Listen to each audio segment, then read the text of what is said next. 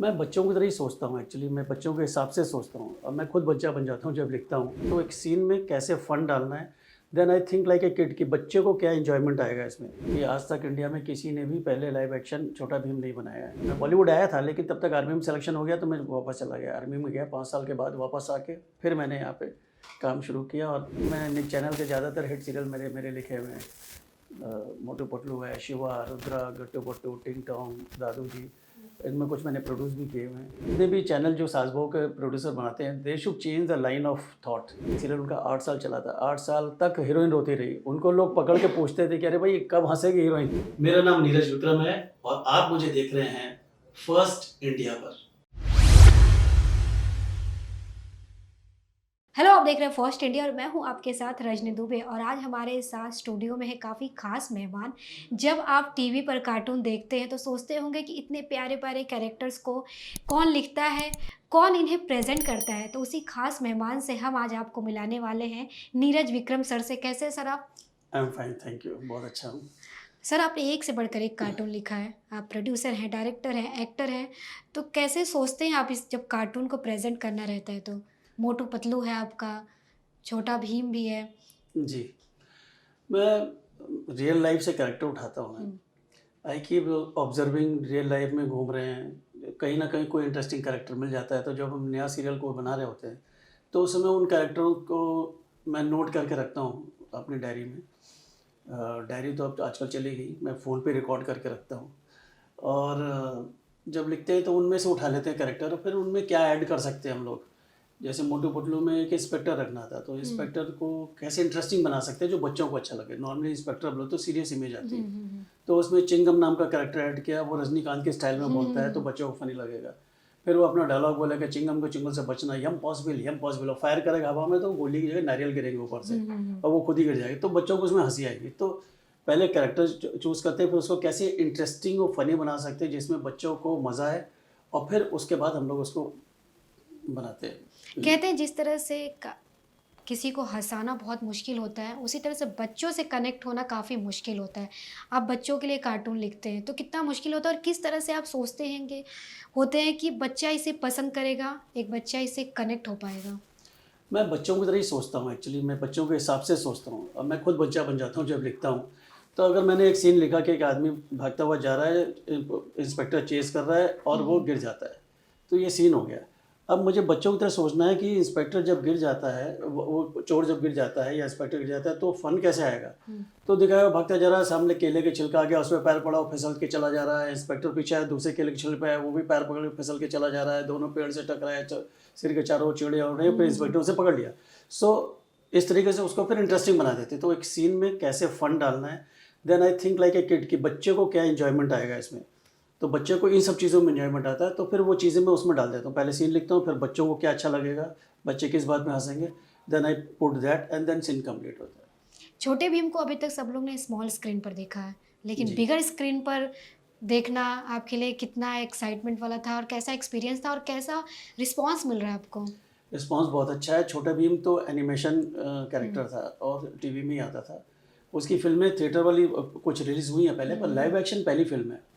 तो प्रोड्यूसर राजीव चिलाका जी ने ये रिस्क लिया क्योंकि आज तक इंडिया में किसी ने भी पहले लाइव एक्शन छोटा भीम नहीं बनाया है, कोई भी एनिमेशन कैरेक्टर नहीं बनाया है। तो राजीव चिलाका जी ने बोला अभी हम एक नेक्स्ट स्टेप लेते हैं, और उन्होंने कहा कि लाइव एक्शन बनाएंगे। उन्होंने कैरेक्टर लिए, आर्टिस्ट कास्टिंग की, जो कि बहुत अच्छी कास्टिंग हुई है। और उसके बाद जो इसमें मुकेश छाबड़ा कास्टिंग डायरेक्टर, जो इंडस्ट्री के बहुत बड़े कास्टिंग डायरेक्टर, उनको लिया और उन्होंने परफेक्ट कास्टिंग की बच्चों की। और फिर उस ये पिक्चर को लिखने के लिए मुझे बुलाया, और क्योंकि मैं उनसे छोटा भीम के उनके एनिमेशन मूवीज़ लिख रहा था मैं, तो मुझे बुलाया। फिर मेरे लिए भी एक चैलेंज था कि एनिमेशन मूवी लिखना अलग बात है और लाइव एक्शन अलग है, तो राइट। और वो चेंज लाना कि लाइव एक्शन में क्या क्या होना चाहिए, वो सब चीज़ें, नए चीज़ें ऐड करना, नए कैरेक्टर ऐड करना, नए स्टाइल से लिखना, ये सब करके तो फिर हम लोग ये फिल्म बना पाए हैं, और जो कि सबको अच्छी लग रही है। नीरज जी, आपसे एक बात जानना चाहेंगे, क्या शुरुआती दिनों से ही आप इंटरेस्टेड थे इसी सारी चीज़ों में या कुछ और बनना चाहते थे? राइटिंग में, और वो भी कार्टून राइटिंग, कॉमिक राइटिंग में कैसे आप? नहीं, मैं शुरू से ही राइटिंग का शौक तो मेरा स्कूल डेज से ही था। स्कूल डेज़ में मैं राइटिंग करता था। 10th 11th क्लास में मैं 2-3 दोस्त थे मेरा, एक अंजन मुखर्जी, एक रघुनाथ, हम लोग क्लास में पीछे बैठ के फिल्म की स्टोरी में लिखता था, वो लोग गाने लिखते थे, तो ऐसे हमारा ग्रुप था एक। फिर जब कॉलेज डेज़ में आ गए तो कॉलेज डेज़ में मैं प्ले लिखता था, और मेरा एक दोस्त था शिवराज चौहान, हम लोग कॉफ़ी हाउस बैठ के मैं फ़िल्म की स्टोरी लिखता था और फिर उसको सुनाता था, फिर वो अपने जजमेंट देता, तो वो भी शौक चलता रहता था।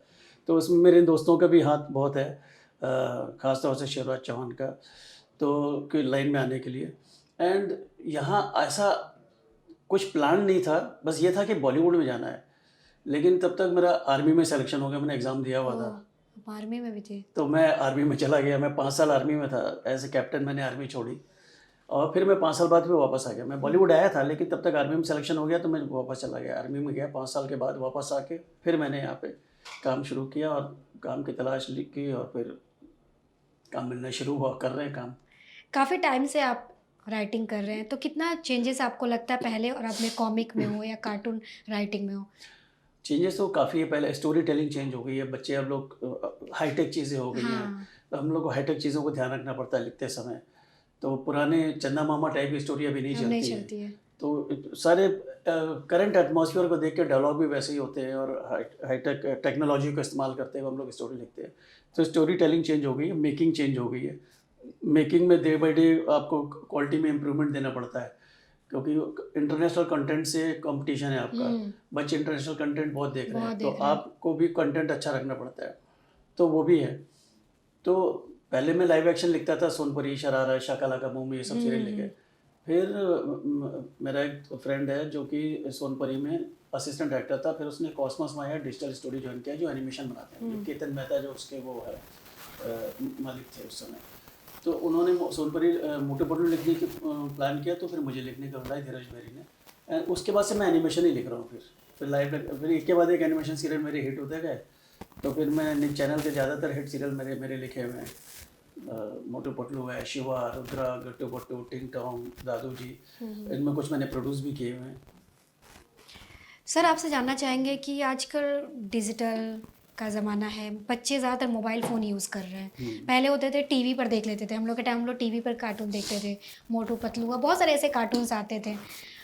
तो अब आप क्या दिमाग में रखते हैं कि अगर मोबाइल पे बच्चे देखते हैं, और आपने कहा जैसे इंटरनेशनल लेवल पर काफ़ी ज़्यादा कंपटीशन है आजकल के बच्चों में, ज़्यादातर उस कार्टून को पसंद करते हैं। अब तो बैंड को पसंद करने, बीटीएस आ गया है, ब्लैक पिंक को बच्चे, छोटे छोटे बच्चे पसंद करने लगे हैं। जी, तो किस तरह से आप टैकल करते हैं इन सारी चीज़ों को?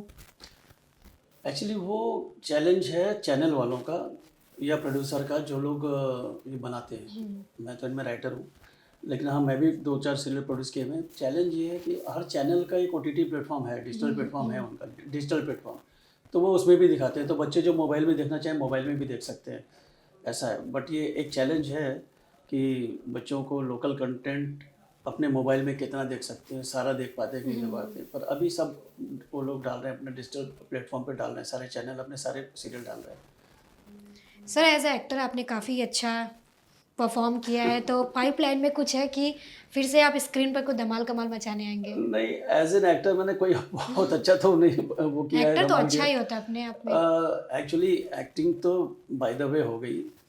मेरा तो मेन फोटे राइटिंग ही था। राइटिंग था। और मैं मरीना गेस्ट हाउस में ठहरा जब मैं बॉम्बे आया फ़ौज छोड़ के। वहाँ पे कुछ लोगों से मिला, तो एक डायरेक्टर ने मुझे बोला कि तुम यार मेरे फिल्म में विलन का रोल कर लो। मैंने कहा कर लेते। और वो उसके फिल्म विलन रवि किशन जी के साथ मेरी फिल्म थी, वो कौन सी बनी नहीं फिल्म बाद में। रवि किशन जी के साथ फिल्म थी, उसका नाम मैं भूल गया अभी, मासूम मोहब्बत या क्या नाम था, अभी याद नहीं मुझे नाम ठीक से। उसमें मैं विलन था, लेकिन वो रवि किशन जी भी स्ट्रगलर थे उस समय, लेकिन वो फिल्म बनी नहीं। लेकिन उसी फिल्म के दौरान मैं उसको डायरेक्टर को सब्जेक्ट सुनाता रहता था, अरे ये सब्जेक्ट सुनो, तो एक सब्जेक्ट सुनकर इसका सीरियल बनाते हैं, he wanted to make serial. तो वो मैंने कहा चलो, फिर वो किरण कुमार जी को सब्जेक्ट सुनाया, किरण कुमार जी को पसंद आया, वो सीरियल का नाम था दुनियादारी। तो फिर वो पहला सीरियल मेरा बन गया। अब उसके बाद फिर वो गौतम अधिकारी जी को कहीं से खबर लगी, किसी ने बताया, तो उन्होंने मुझे अपना ऑल द बेस्ट सीरियल लिखने के लिए बुलाया। तो वो डायरेक्टर समीर कुलकर्णी, तो समीर कुलकर्णी ने मुझे बुलाया, तो मैंने ऑल द बेस्ट सीरियल लिखा, जिसमें सतीश शाह, स्वरूप संपत, ये सब थे।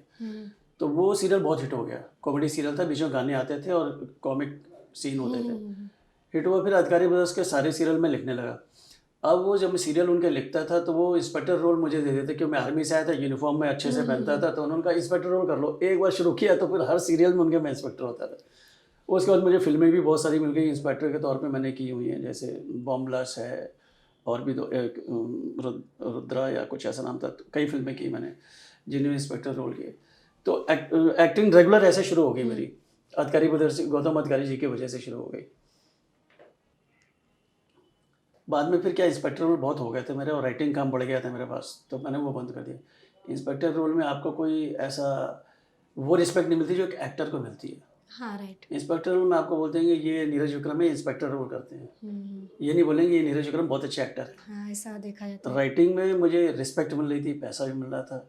सो रिस्पेक्ट बहुत बड़ी चीज़ है, नाम के लिए आप इंडस्ट्री में काम करते हैं। तो फिर मैंने वो एक्टिंग छोड़ी थी, पूरा छोड़ दी। सुराग सीरियल आ रहा था, गौतम जी बोले क्यों छोड़े, मैंने कहा नहीं सर मुझे नहीं करना अभी। तो सुराग सीरियल से मैंने बंद कर दी वो एक्टिंग। उसके बाद मैं सिर्फ राइटिंग करता था, क्योंकि राइटिंग ऑलरेडी मेरे पास बहुत काम था। आपने कहा कि स्पेक्टर का रोल, या बोलते हैं ना साइड एक्टर, उनको इतनी इंपॉर्टेंस नहीं मिलती जितनी लीड को मिलती है।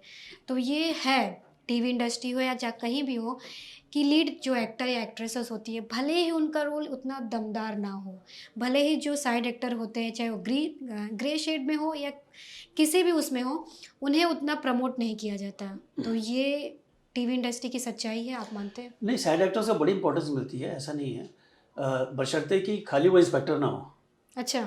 खाली इंस्पेक्टर को तो जगदीश राज जी जैसे एक ट्रेडमार्क लग गया था, इफ्तिकार जी, ठीक है। अभी साइड एक्टर अमरीश पुरी, अनुपम खेर जी जिन्होंने अभी मेरी ये फिल्म में काम किया है, ऐसे बहुत सारे side actor they get ट्रेमेंडस amount of respect, क्योंकि वो एक्टर कहलाते हैं। परेश रावल जी, तो उनकी रिस्पेक्ट अलग है, वो हीरो से ज़्यादा टैलेंटेड कहलाते हैं वो लोग। मेरा कंसर्न था खाली इंस्पेक्टर रोल से, कि इंस्पेक्टर रोल वाले को कोई अच्छा एक्टर बोल के नहीं इंट्रोड्यूस करता है कोई इंस्पेक्टर। और इंस्पेक्टर मेरी किस्मत है, मैंने एक नेपाली फिल्म लिखी थी, बड़ी हिट हुई थी वो फिल्म। तो उसमें डायरेक्टर ने बोला इसमें एक इंस्पेक्टर रोल आप कर लीजिए। मैंने कहा मैं इंस्पेक्टर रोल करूँगा ही नहीं, और मैंने नहीं किया। फिर मैं शूटिंग दौरान पोखरा में शूटिंग में गया मिलने के लिए, तो सब टेंस बैठे थे, सब मेरे को देख खुश, अरे नीरज जी आ गए, सब मेरे तरफ फोकस। मैंने कहा क्या हो, इतनी खुशी क्यों?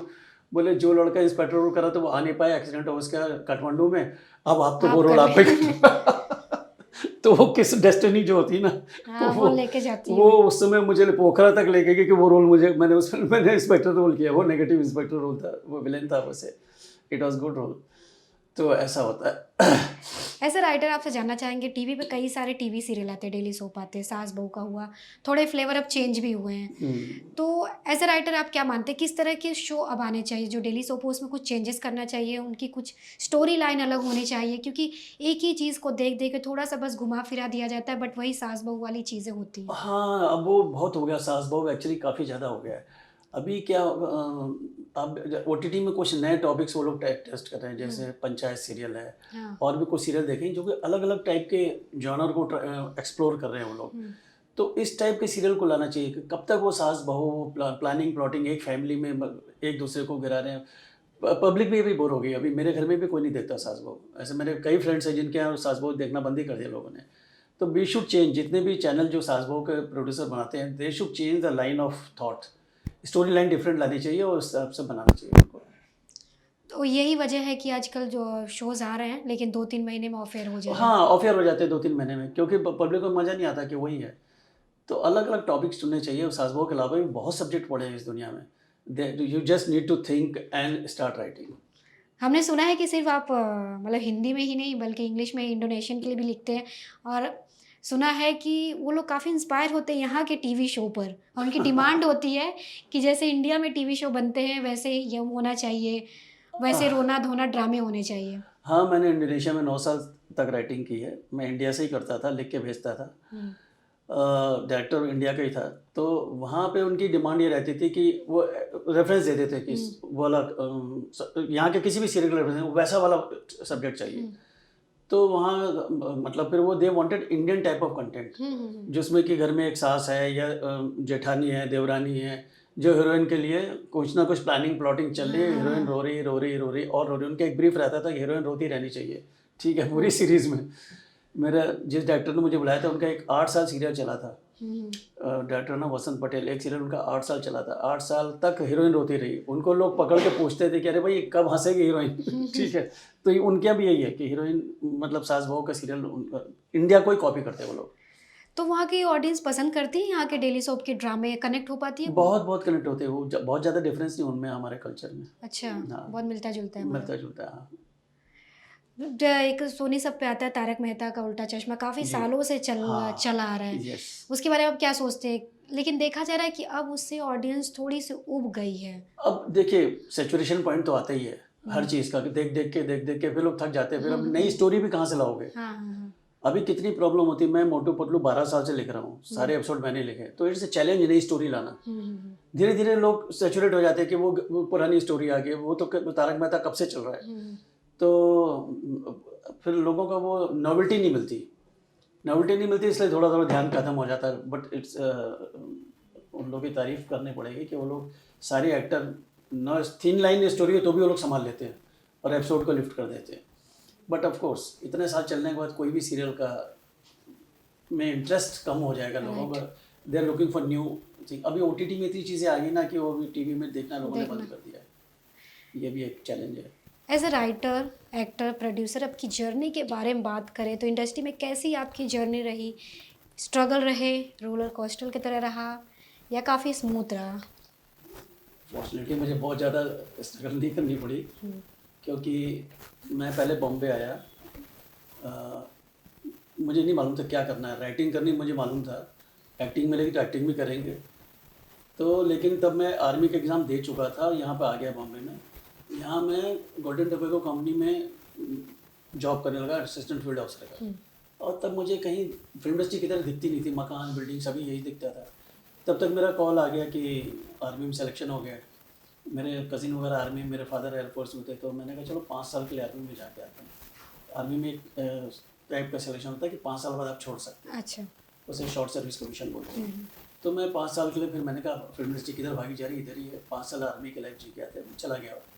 क्योंकि वो ऐसे मौके मिलते नहीं आर्मी में जाने के, फौज में काम करने के मौके मिलते नहीं। 5 साल बाद फिर मैं वापस आया था, और फिर यहाँ एक गेस्ट हाउस है, मरीना गेस्ट हाउस, जहाँ फिल्म के स्ट्रगलर ही सारे ठहरते हैं। हुँ, हुँ, हुँ। वो लैंडलेडी फिल्मी लोगों को ही देती, वो आज भी लैंडलेडी तो नहीं रही, उसका जो सन है वो भी शायद फिल्मी लोगों को ही देता होगा। सब स्ट्रगलर वहाँ पे, धर्मेंद्र, राजेंद्र कुमार, ऐसे बड़े बड़े स्टार वहाँ रह चुके हैं। हुँ, हुँ, हुँ। तो मैं वहाँ रहा, वहाँ पे अपने आप ही कनेक्शन बन गए प्रोड्यूसर डायरेक्टरों से। तो एक दो ने मुझे एक्टिंग के रोल दे दिए, उन्हीं के साथ मेरी राइटिंग शुरू हो गई। और 1-2 साल का स्ट्रगल रहा, बहुत ज़्यादा नहीं रहा। फिर जब एक बार राइटिंग मेरी शुरू हो गई, फिर बाद में मुझे स्ट्रगल ज़्यादा करनी नहीं पड़ी, क्योंकि हर चैनल से अपने आप ही मेरे पास काम आने लगा। हुँ, मैंने यूटीवी के लिए काम किया, नीना गुप्ता जी के लिए किया, सब बड़े चैनल, सब बड़े प्रोड्यूसर के लिए मैंने लिखा। हुँ, हुँ। तो वो राइटिंग के लिए मुझे कभी स्ट्रगल नहीं। फिर वो गौतम अधिकारी जी की वजह से इंस्पेक्टर रोल अपने आप ही आने लगे। तो उसके लिए भी स्ट्रगल नहीं करनी पड़ी, एक्टिंग के लिए भी स्ट्रगल नहीं करनी पड़ी। तो आई वॉज फॉर्चुनेट कि मुझे ऐसे स्ट्रगल नहीं करनी पड़ी जैसे लोगों को करनी जैसे पड़ती बहुत है। लोगों, हाँ। खाने पीने के लोगों को, सड़क में सोना, ये सब। मैं खैर फौज से आया था, मैं प्लानिंग करके आया था। प्लानिंग था आपका, यहाँ बैकअप तो अच्छा था। बैकअप लेके आया था कि 2-4 साल का पैसा हुँ। किराए पे रहना पड़े, जो भी है, मेरे पास बैंक अकाउंट है, एंड मुझे सड़क में ना सोना पड़े, उस हिसाब से मैं आया था प्लानिंग करके। सो वो मुझे काम आया। फौज में 5 साल जाना मेरे लिए बहुत काम आया। जब आप कोई कार्टून कैरेक्टर के बारे में लिखते हैं तो घर पे कुछ डिस्कस करते हैं कि आप लोग कुछ अपनी राय दो? क्योंकि कहते हैं ना आजू बाजू आप छोटे बच्चे हैं, उनसे राय लेके हाँ, करते हैं तो काफ़ी ओरिजिनल चीज़ें बाहर आती हैं। एक्चुअली मेरे दोनों बच्चे, मेरी एक डॉटर है जो कि अभी वार्नर मीडिया में काम कर रही है, और मेरा एक बेटा है जो बेंगलोर में नेटवर्क कंपनी में। वो जब पढ़ रहे थे तो मेरे को बड़ा हेल्प करते थे, मोटू पतलू के स्क्रिप्ट के आइडिया सुनाते रहते थे, वो लोग भी मुझे हेल्प करते थे। पर ऐसे मैं पूछता नहीं हूँ घर में कि ये लिख रहा हूँ कैसा लगेगा, या तुम लोग कुछ आइडिया दो। वाइफ मेरी हाउस वाइफ, वो घर काम में बिजी रहती है। अब बच्चे भी जॉब करने लगे तो अभी वो भी मेरे साथ नहीं, पर वो स्कूल डेज में, कॉलेज डेज में वो लोग ज़रूर मेरे को कुछ आइडियाज़ देते रहते थे। तो अभी क्या है आपके प्लानिंग, पाइपलाइन में कौन सी चीज़ें, किस तरह का कार्टून कैरेक्टर अपने दिमाग में आपने रखा है कि प्रेजेंट करूँगा इस तरह का? अभी है 2-3 चीज़ें आने वाली। एक सुपर हीरो है, हुँ, और एक चेज़ कॉमेडी, जैसे टॉम एंड जेरी होता है वैसे चेज़ कॉमेडी होते हैं, वो है। हुँ। जो सोनी में एक तो आ रही है मेरी चेज़ कॉमेडी। तो 2-3 सीरियल हैं जो मेरे अभी आने वाले हैं। तो वो मैं अभी बता नहीं सकता जब तक चैनल अनाउंस ना करें उनको। ओह! तो वो डिफरेंट हैं, आई एम श्योर बच्चों को पसंद आएंगे। फिर मैं छत्तीसगढ़ी फिल्म जैसे मैंने बनाई है एक, और एक और प्लान कर रहा हूँ। तो एक हिंदी फिल्म लिखने को मिली, छोटा भीम विवाद। तो अभी यही है। टीवी सीरियल नहीं लिख रहे हैं? टीवी सीरियल लाइव एक्शन की बात कर रहे हैं आप, तो लाइव एक्शन तो अभी तक मैं नहीं लिख रहा हूँ क्योंकि एनिमेशन का ही काम बहुत है, लेकिन ओके। कोई ऑफर आएगा तो ज़रूर लिखूंगा।